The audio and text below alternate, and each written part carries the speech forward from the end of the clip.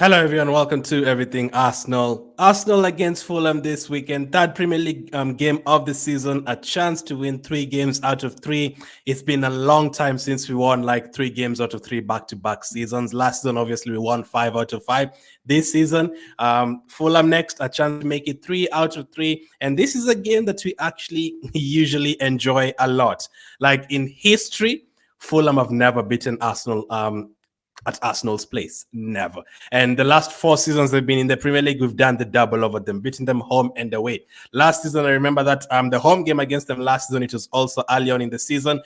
We didn't do that well. We made a mistake in the second half, but we came back and won 2-1. And obviously, when we played them at their place at Craven Cottage, we performed absolutely incredibly. We were 3 goals up by halftime. Trossard had 3 assists. So hoping for the same this time round. Fulham obviously won their first game against Everton, and in their second game against Brentford, they lost 3-0. So they're quite open defensively. We picked up a red card last week. Tommy also picked up this red card last week, but it wasn't supposed to be a red card. And Fulham themselves picked up a red card. I also don't think it should have been a red card. The referees are all over the place. One of their defenders, Team Ream, basically the main defender, will be missing from this game. Mitrovic is now gone from Fulham. So this is a game I would expect to win. I've told people Crystal Palace game was not meant to be easy. We weren't going to go there and win 3-0, 4-0, but obviously we expected more goals against Nottingham Forest. This time round, if we play the same lineup and stuff, and then we end up winning against Fulham 1-0 or something, then I'd be looking at you guys like, you know what? Yeah, maybe you're right. Maybe this player shouldn't start. Maybe this one shouldn't start. Maybe this one should not be at right back. But you also kind of look at this game as the last kind of chance to kind of you don't like to experiment during the season, but in terms of, playing Partey at right back and playing this one at left wing and playing this one at right wing, if you're just trying to to work it out, this is kind of the last game, because next week it's Man United at home, and then there's an international break. The transfer window will be closed. After that, we have Everton away. The Champions League will start there as well. We'll have Tottenham at home. So the chances of experimenting, we don't really have that many chances. This is the kind of last game that we are 100% expected to win. The others will be kind of divided. You're not like 100% guaranteed you're going to win against Man United, but this specific game against Fulham, it's a game that we expected to go out there and get a few goals. The way Brentford played against them last week, it could have been like 5-0 or 4-0 or 5-0. Obviously, the Boemo was absolutely incredible as well, and Visa. So this is a good game for us. That game of the season, I don't mind it at all. It should be a game that we are supposed to be winning. So 2 games so far, we've only managed to score 3 goals. Fulham, you would expect us to score more goals in this one, but we just need to make it 3 out of 3. Brighton and Man City have won 2 games just like us. You would expect Man City to beat Sheffield and make it 3 out of 3. You have to keep up the pace with them. And also, Brighton have West Ham at home, so you would kind of expect them to win as well and make it 3 out of 3. So you have to kind of keep up pace with them and make it 9 points out of 9. And on top of that, you also kind of extending the gap with the other teams. Although I do expect Man United and Chelsea all to win this week, but it will be an interesting game. The one thing that people are waiting for is the lineup. But before that, Gabriel Jesus is actually back in training. That is absolutely good news. This is a guy we need in our team. I've always said Ketes played well the last 2 games, but Jesus is my main striker. Like, if Jesus comes back, Jesus 100% starts for me. Like, the kind of ability adds to the team. I don't think we have too many players who can do that. Maybe Trossard, if he plays up front, he can, but Jesus coming back to midfield, collecting the ball, is the link-up play, the likes of Martinelli, Saka, Odegaard. I think Jesus is incredible. So he is back in training, but should I start him in this game or even have him on the bench? I wouldn't, depending on how far he is in terms of recovery, but I don't really feel like we need him in this game. Last time he got injured for Brazil, he came back and he actually played his first game against Fulham last season. So once again, he's coming back like right before Fulham, but I don't think this time around he'll make the lineup.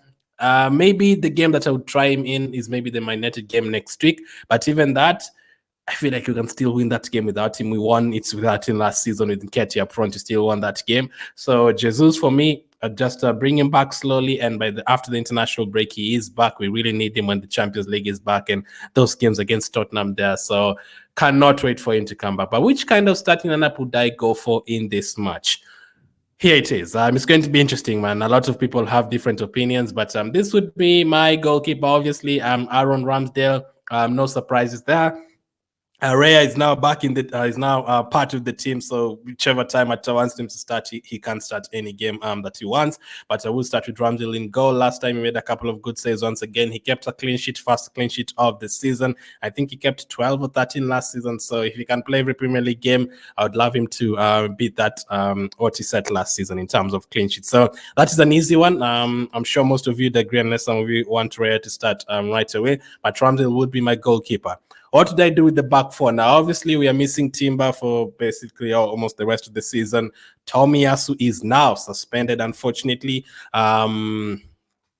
Zinchenko is back, yes, not 100% fully fit, but he is kind of back. Holding did not train with the team yesterday. I did not train with the first team. And also, Tien is about to leave. So we don't have as many defenders as we want to have. So this is what I'd go for. This would be my back four. So Zinchenko will start for me. I think we've really missed his energy on the left side, his inverting capabilities from the left side. And that is one of the main reasons we've had to play Partey as an inverted fullback from the right, because on the left we didn't have Zinchenko. But now that Zinchenko is back, we can now afford to go back to Ben White at right back. So I'd revert back to the same back four from last season. Zinchenko, Gabriel, Saliba, Ben White. That is the same back five, Ramsdale as well included. So this is the same back five that we had last season. I would go with the same one. This one worked a lot last season. We never lost a game with this team last season, so that would be my back four. Saliba last game against Crystal Palace. Oh my goodness, he was absolutely incredible. I can't wait to see how he does again in this one. Fulham are not the best attacking wise now that Mitrovic has left. They still have the likes of Jimenez, and I think Adama Traore will sign there as well. And Willian is there. He'd love to score against us, obviously. But Saliba, Rolls Royce of a defender. Whenever he's there with Gabriel, like, I'm never worried. Gabriel, the rumors about him leaving, those ones are squashed, thankfully. We need him to stay. Fabrice actually said, like, even if a team offered 150 million, like, we wouldn't sell Gabriel. So that shows you how important he is in our team. Although he didn't start the last two games, I think he will be back for this one. Another reason is Gabriel is very good against Fulham for some reason in terms of scoring goals. The first game Gabriel ever played for Arsenal back in 2020, he scored on his debut against Fulham. Last season, he scored at home against Fulham, and he also scored away against Fulham. So literally 3 goals in 3 seasons against Fulham as a defender. That is incredible. Last season, he scored both home and away. So let's see how he does once again. Hopefully, he doesn't make a mistake like he did last season against Fulham once again. But Mitrovic is no longer there, and we're kind of trying to cut off the mistakes from our games. So Gabriel starts with Saliba and Zinchenko and White. What did I do in midfield? Now, this is where it gets even more interesting. We'll start with the number 6 position. Thomas Partey is incredible once again on Monday against Crystal Palace. Rice, man of the match. Next week, we have Man United, and then after that, there's an international break, and people are trying to qualify for the World Cup and stuff, not just like this normal Nations League or friendlies or all that. The likes of Partey are trying to qualify for big competitions, Rice as well, all those guys. So they will be featuring for their countries. Now, one of the main reasons we signed Declan Rice is for Partey also to be rested here and there. So with Man United coming up next week, I'd prefer to rest Partey in this game and maybe bring him off the bench and then start him against Man United next week. I wouldn't mind if they both start. I really don't mind that, but I would prefer an extra attacking player, like we have been playing with an extra attacking player. This is a home game against Fulham. We will be dominating possession. I think in terms of possession, I think we are second already this season in terms of dominating possession. I think only behind maybe Man City. So we are going to have a lot of position here, and we are hoping to create more chances than we did against Nottingham and Crystal Palace. And if you have the likes of Saka, Martinelli, all of them on the pitch, and extra attacking midfielders as well, that would work. Rice has done well going forward himself. I'm not saying he hasn't done well, but Partey, give him a rest in this one. Start with Declan Rice. And who else will start in my midfield? This would be my midfield. Declan Rice, Odegaard, and Trossard. Yes, I think it's time for Trossard to start. He has, I think, since preseason and this season as well, like even the friendly against Luton last week, Trossard has been incredible. Like the performance he had against the goal he had against the MLS All-Stars and the performance against Barcelona, absolutely incredible. I think he deserves to start. I do understand why sometimes he's on the bench. Obviously, like you look at the bench and you're like, yes, we can at least bring on Trossard. He's very good, like a bench in terms of bench option. Like, he's going to change the game. Like if you start him and start Saka and Martinelli, and we've not obviously signed the many players as many players as we want. So all of a sudden you look at the bench and you're like, yeah, it's only maybe Fabio Vieira, players who people don't usually expect to change the game completely. So maybe that is why Trossard is usually on the bench. But in this one, I think it deserves to start. Also, there's going to be a lot of rotation. So 2 games he hasn't started. The third one surely he starts. And also last time against Fulham, he had 3 assists in the first half. So Trossard starts for me next to Odegaard. Odegaard opened his goal scoring account last time out against Crystal Palace. Trossard did well against Fulham last season. Hasn't opened up his account this season yet, but he hasn't really played. So start him in this one. I think from that number 8 position, basically as a second number 10, he has the ability to strike the ball from that position. We saw him doing that against MLS All-Stars, and last season against Leicester, I think it was a goal that was disallowed. Like, he can shoot the ball from there. With Odegaard there, combination play, tight spaces when Fulham are going to be packing the bus. You have Trossard, you have Odegaard to pick the pockets, and Trossard is a player who can move to the left side, cross the ball, move to the right side, cross the ball. His crosses are absolutely incredible as well. That is why you call him Crossard. So for me, I would start Trossard in this one, and I would start Odegaard, obviously, and Rice, and I would rest Partey. That would be my midfield. What about the forward line? Gabriel Jesus is back. Saka, obviously, we know Saka is Saka. We know Martinelli is Martinelli. Ketia scored in the first game, won us a penalty in the second game. Havertz could start up front as well. What I mean by the last chance to experiment, maybe this would be the last chance, like, you can try Havertz up front. Like, Havertz played up front against Man City. He did well, but we've never seen him up front since then. Again, he's been playing in midfield. Nelson as well. Could he start? Could he come off the bench? But what would be my starting front 3? This would be it. I would go with Saka, obviously. I would go with Martinelli, obviously, as well. And I'd keep Nketiah there as well. Now that Jesus is back, Nketiah is trying to prove himself once again. Last time he missed a big chance. He should really have scored that, or at least put it on target. But obviously, for the rest of the game, he did great. Won us a penalty. His turns were incredible. His hold-up play was great as well. So I'd give him this chance once again. But with that said, I actually don't mind if Havertz start up front. I'm not dropping Havertz. I'm rotating. I feel like Trossard deserves to start right now. There's also a chance Martinelli could be on the bench and Trossard starts on the left and Havertz plays again. I really want Havertz to score assist. But in this one, rotation. Partey on the bench, Havertz on the bench, and then you bring them back, bring them on later on with Jesus back now. Obviously, Nketiah is trying to once again at least score, and I don't think it would be fair to drop him after he got a goal and basically won us the game again the second time out against Crystal Palace. So that would be my starting 11. Let me recap it again before going to the bench. Ramsdale, Zinchenko, Gabriel, Saliba, Ben White, Rice, Trossard, and Odegaard in midfield, and then Saka, Nketiah, and Martinelli. I think that team would be good enough at least to, last time out, you had 3 goals up against Fulham in the first half. Let's hope for the same. So on the bench, we don't have too many options. We've had the likes of Tavares and Lokonga and Holding have not been training with the team recently. Tomiyasu is suspended now. Timber is out, so we don't have that many options unless we go back to the market. So this would be my bench. Rare in goal. In terms of goalkeeper backup, we are good there. Kivior, so you can see only have 1 defender on the bench there, but luckily you can count Partey as a defender as well, and he can come on at right back if we need him. And Kivior, the kind of flexibility you have at the back, Kivior can come on for Zinchenko, he can come on for Gabriel, he can come on for Saliba. We could drop Ben White back to centre back. Like, a lot of ways we can do that. Partey, Jorginho as well last time came on against Crystal Palace, helped us control the game for the last few minutes. Havertz, Fabio Vieira, Smith Rowe, Nelson, and Nwaneri. I don't know when Arsenal under-21s will be playing this weekend. It could be at the same time on the same day, so he might not be on the bench. But if he's not there, like, who else do we have to be on the bench? Obviously, we need 9 players, unless we bring Walters, who's also playing for the under-21s. Unless Holding is just put on the bench because he's not been training recently the last couple of days, but maybe just put him on the bench. I don't know what you're going to do, but that would be my starting lineup for Arsenal against Fulham. Let me know if you agree. Let me know if you do something different. Some of you would prefer Trossard up front. If you put Trossard up front, who would you put in midfield? Havertz? Or would you start Smith, or what would you do? So a chance to experiment, the final chance to experiment. I think like you're going to win this game no matter which lineup starts.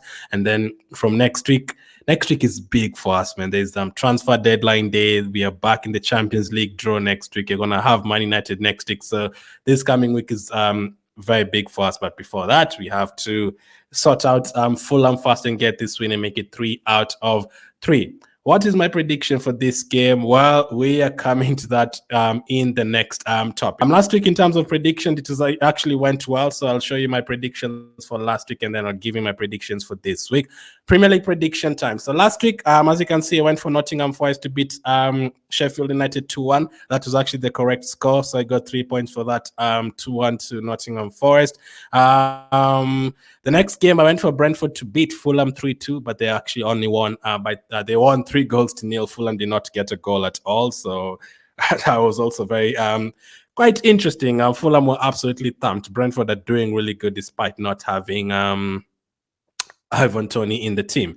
The next game was Liverpool against Bournemouth. They went for 3-1. Liverpool ended up winning 3-1, so another correct score there for me. Next up, I went for Brighton to beat Fulham 2-1. They scored more goals than that. It could have been like 6 or 7. Brighton are incredible. They won 4-1, so I only got 1 point for that one. Tottenham, I went for Tottenham Man United to be a draw 1-1, but Tottenham actually won 2-0. Man United quite unlucky not to get on the score sheet. They had a lot of chances to get on the score sheet. Anthony hit the post, Bruno and Rashford had chances as well, but I didn't get any points for that one. I went for Man City to beat Newcastle 3-2. I thought it was going to be a high-scoring game, but as you can see, City won it 1-0 and kept a clean sheet. Next up, I went for Aston Villa to beat Everton 3-1. Aston Villa thumped them 4-0. Everton are not looking good at all. I went for West Ham and Chelsea to draw 1-1, but West Ham actually won 3-1. I actually did say last week that I don't expect Chelsea to win this game. A lot of Chelsea fans are saying 3-0 funny, but they never really beat West Ham. So I went with the 1-1, but West Ham ended up winning 3-1. Crystal Palace, Arsenal. I went for Arsenal to win 3-1. We only won 1-0, so I only got 1 point for that one. So that brings us to this week. We have a couple of big games this week as well. We are expecting the likes of Man City and Arsenal to win easily. So let me go to this week's screen and give you my predictions live. Let's see. Round 3. We are in round 3, so let's go to round 3 and let's do our predictions for this week. Chelsea Luton is the first game. So as you can see, I've already done my predictions, but I will be going through it right now. So I have gone for Chelsea to beat Luton by 2-1. I don't think they're going to thump them. So I've gone for Chelsea to win 2-1 there. It is the Friday night game. Hopefully Luton do score as well for FPL purposes. They don't have any Chelsea defenders.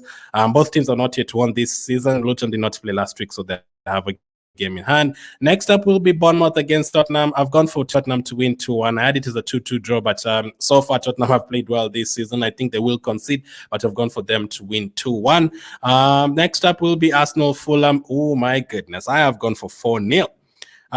Should I change that? Nah, I'm going to stick with the 4-0. I think we are going to win 4-0 in this one. I wouldn't be surprised if it's 3-0 or something, but I would love us to get a few goals in this one. So 4-0 to Arsenal.